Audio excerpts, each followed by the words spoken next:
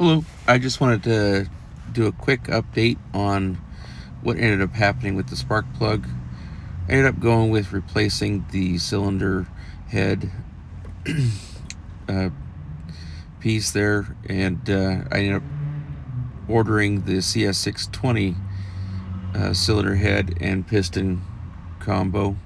The main difference between the 620 and 590 on the Echo is that there's actually two rings on the 620 instead of just the one, which is on the CS590.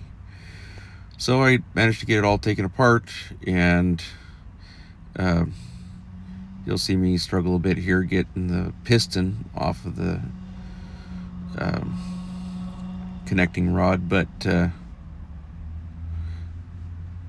I did end up getting it um, switched over and put back together, and got it working. No trouble with the spark plug anymore, and runs really nice. Feels a little bit more powerful with that CS620 piston in there.